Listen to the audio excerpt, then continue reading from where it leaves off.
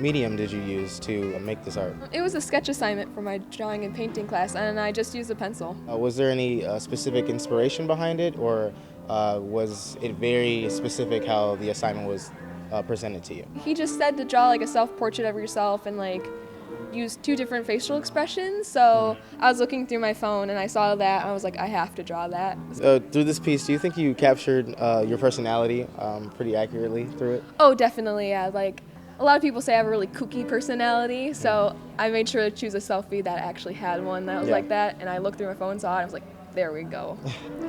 What does art mean to you as a person?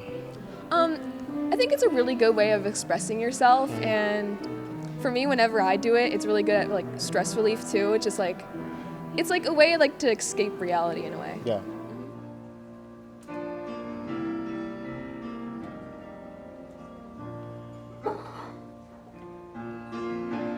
When the rain is blowing in your face and the whole world is on your case, I could offer you a warm embrace to make you feel my love. When the evening shadows and the stars appear, and there is no one there to dry your tears, I could hold you for a million years to make you feel my love. I go hungry, I go black and blue, I go crawling down the avenue. No, there's nothing that I wouldn't do to make you feel my love.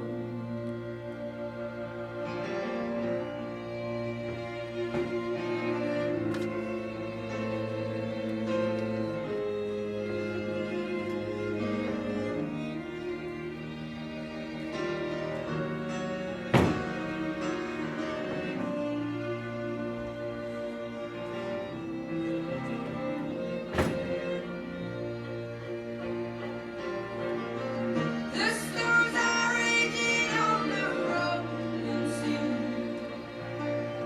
and on the highway of regret. Nothing that I wouldn't do.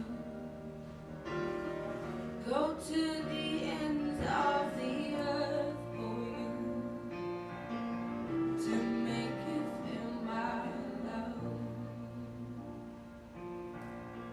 To make you feel my love. Jordan, your piece, what medium was it created with? Color pencil. At first it was going to be something for like just a sketch, but then I started doing more and more to it. And Okay, so you say that at first it was just some type of sketch. yeah. Do you think that it started to get more enjoyable? What would you say is the most enjoyment you had while creating the piece? I think as I started to see, at first I drew it, I outlined it, I outlined the beast and I outlined Belle, and then I started adding color to it, and I liked how the color looked, and I started blending the color, and the blending took a while, but I figured it would pay off. So, Beauty and the Beast, Right. is it important to you? What made you pick this specific subject? Well, okay, all my friends were kind of telling me that I needed to look more into Disney movies because I was kind of underrating them, and I was watching them over again, Lion King, and like I watched One Little Mermaid, and then I watched Beauty and the Beast, and I really liked it because I liked the message that the story sends. Yeah. And the medium, more specifically, what did that entail? Well, okay, so at first I started using my own color pencils, which are just like normal Crayola color pencils, which everybody uses, but these are some that my art teacher had, Mr. Campice, and basically the way they work is they're prism color pencils, and so they blend more special with each other, and what comes with them is this kind of blender tool. So first you lay down the pigment, and then you kind of put over this blending tool, so you can make all the colors blend together, and then it kind of comes to life. Oh, wow. When death comes to call one day, tell him I am gone, that I have traveled far away, yet I still wander on. I climbed to the mountains, I swam in their springs, I climbed up to the steeple, from where his knell rings. And hell's frozen over, it's covered in ice. I played cards with the devil, with demons, through dice. I have heard the angels singing, yet he was just their mask. I have been to the realm of church bells ringing, far from the Lord of casket and cask. See, Virgil led me down to Hades, and Peter up to heaven. And at the banks of the Euphrates were broken scroll seals, 7. The fourth seal broken, come, was spoken, up-galloped with force his spectral horse. He was not to be seen, the mare had no rider.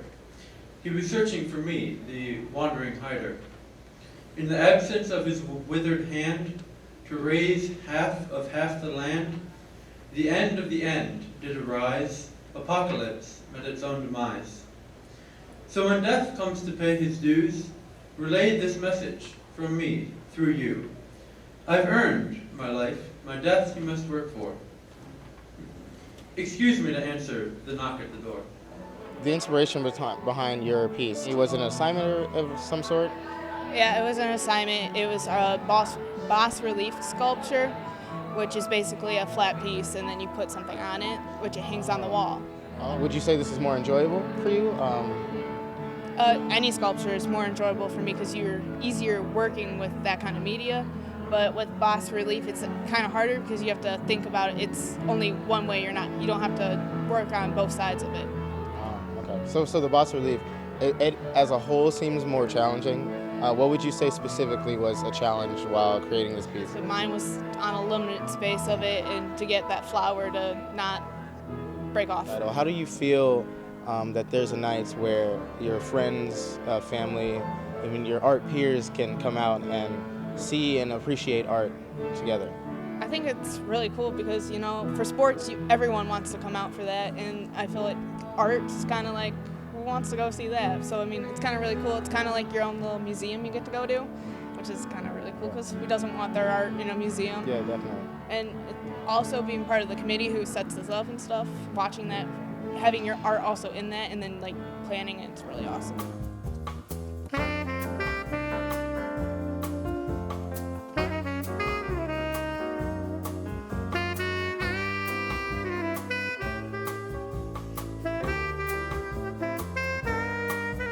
20-year-old Alpha Draft noticed in his dance.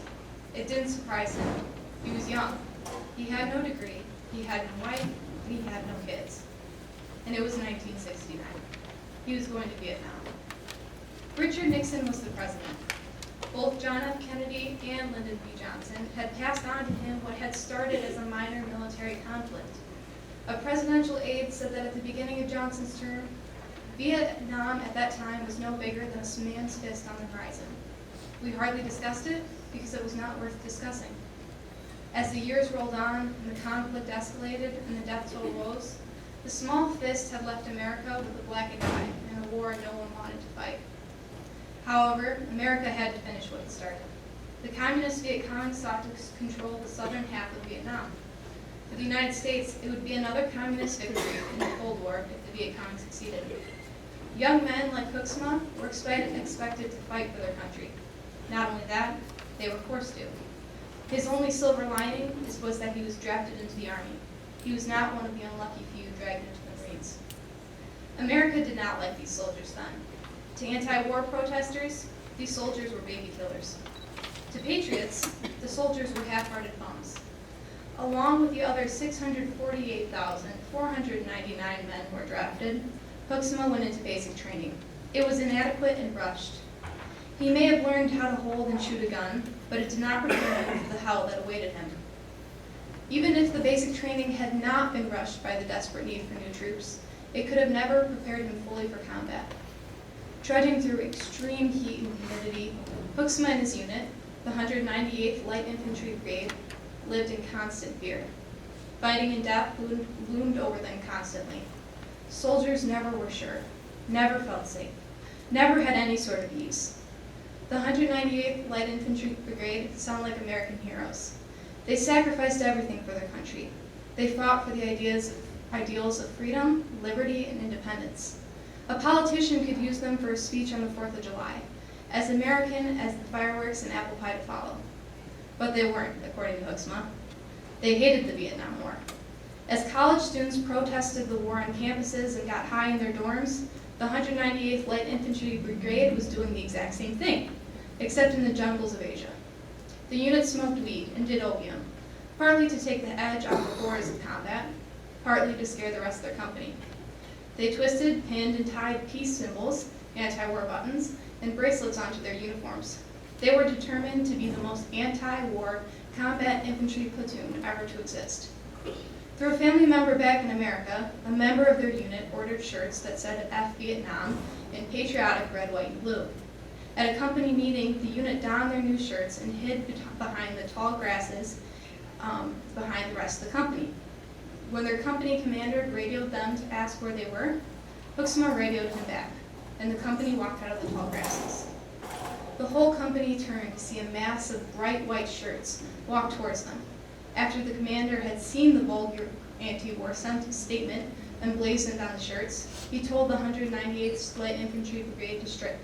He burned all of the shirts. The 198th Light Infantry Brigade still thought it was funny. As anxious Americans sat glued to their TV screens, so these soldiers watched the news for some glimmer of hope that we were winning. In other words, that they'd be less likely to die. The media reported on body count.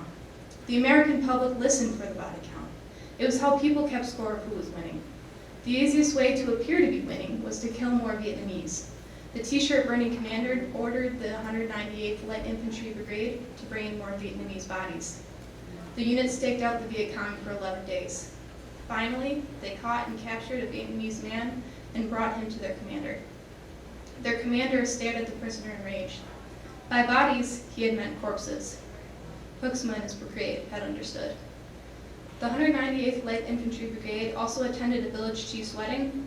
They discussed religion, and they fought for 5 hours without a single man dying on either side. All the while, Huxma made short marks on his helmet, counting down the days till he could go home. One by one, the marks filled up the cap. 50 days, 30 days, 10 days, 5 days. Finally, he could leave. What medium did you create it on? I created it on watercolor canvas along with using watercolor paints. What was the inspiration behind this entire painting? Originally, it was going off of the city of Chicago, and the water was supposed to be roses, but I ended up painting the roses and then not liking adding the city behind it. I left it for about a year, found it, went back to it, and I completely started over with the background, left the roses, made red gradient down it, and then I added a dream catcher above it. What do those things mean to you? Well, the roses were painted blue, and they symbolize kind of like more of a sadness, and then the red falling from the top symbolizes more of an overcoming, and then the dream catcher seems to, for me, a universal sign of like peace. As I stepped onto the platform, Grandma came and hugged me. I was almost 16, but Grandma lifted me and gave me a little spin. Oh dearie, did I miss you. She grabbed my single suitcase from me, seeing how tired I was, and she chatted my ear off about how much I'd grown since the last time she'd seen me, as we made our way to the old 24 Chevy. Delilah ain't running too good these days, she said. It took me a second before I realized she was talking about her car, but with a good strong push and a little bit of luck from my granddaughter, we should get her started and we'll be chugging along back home in no time. Grandma tossed my suitcase in the pickup bed and handed me the keys. Turn her over for me, would ya? I'd never driven before, but I obeyed, climbing into the driver's seat and starting the car with a sputter. Now put her into neutral, and as I give it a push, you can ease it into drive and slowly accelerate, fast enough that she won't stall and slow enough that I can hop in. I was cautious of her plan, but I wasn't one to argue, so I followed her every instruction, rolling the car through the parking lot parking lot slowly until Grandma hopped in, out of breath, and slammed the passenger door shut. Step on it, honey. There's still light in the day. It wasn't until now that I realized she expected me to drive it. But Grandma, well, you've got to learn sometime, and now seems as good a time as ever. Step on it. On that 3-hour drive to Humboldt County, not only did I learn how to drive, but I also learned just about everything there was to know about the rules of the road. And all the car mechanics, from changing a spare to changing oil. Grandma did better than any driver's ed teacher ever could have. As we clunked over the bridge crossing the Nistisisi River, a sign read, "Welcome to Humboldt County, the hardest place to leave." I would never realize the truth that this sign held for another 2.5 months. Skipping forward to the end of the summer. Grandma said I should go out to Uncle Dennis's farm to say goodbye. So I borrowed Joey's bike. After pedaling out there, I found Aunt Tracy peeling eggs on the porch with her monkey and 2-year-old Dennis Jr. She greeted me with a lengthy rant about how this year's soy harvest wasn't as fruitful as last year's, and so on and so forth, and I kind of lost track. I just sat next to her, husking some corn and occasionally playing with Mr. Claus or Junior. I watched Uncle Dennis on his combine going back and forth through the fields. Since it was early harvesting for soy this season, he eventually came in for lunch, and I met him by the gate with a big, sweaty hug. He knuckled me in the noggin, and I stole his baseball hat, quickly giving it back with a screech and a smile after feeling how wet it was. Aunt Tracy told me to stay for lunch with them, but I told him I had to catch the train to Boston that night, and I still had to do the daily chores yet. I said goodbye to them and started pedaling home, deciding to take the long way down.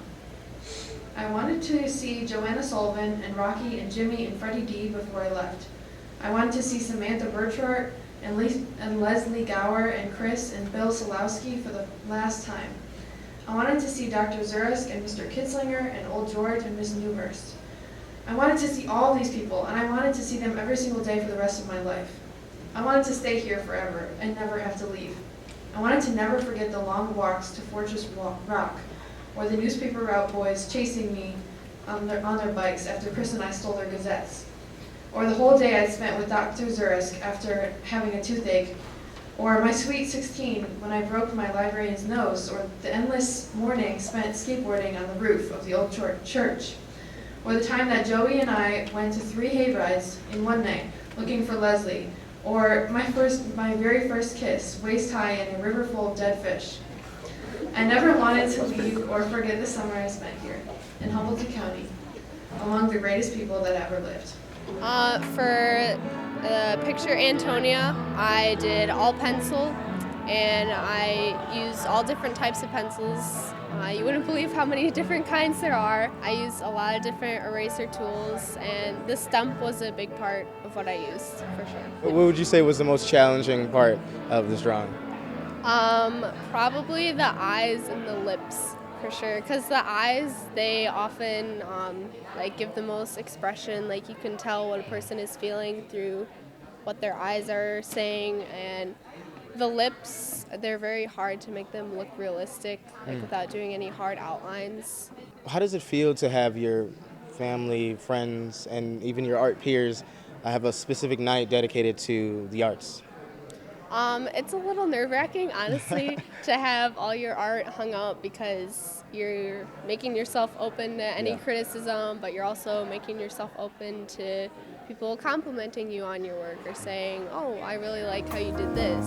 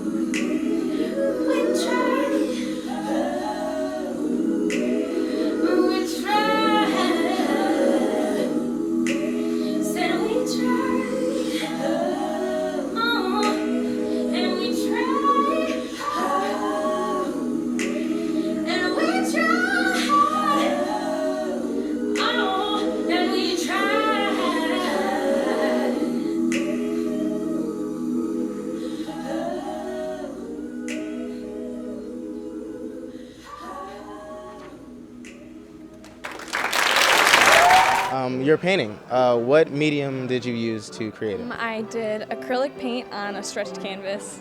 What was the inspiration behind the photo that you used? I personally really like painting people because I love, emotional expression on people's faces, and so I found a photo online actually of just like a random person that I thought was really interesting, and I really liked the expression she had, and I thought it was a lot to work with. So, What would you say some challenges that you had to overcome while completing the project?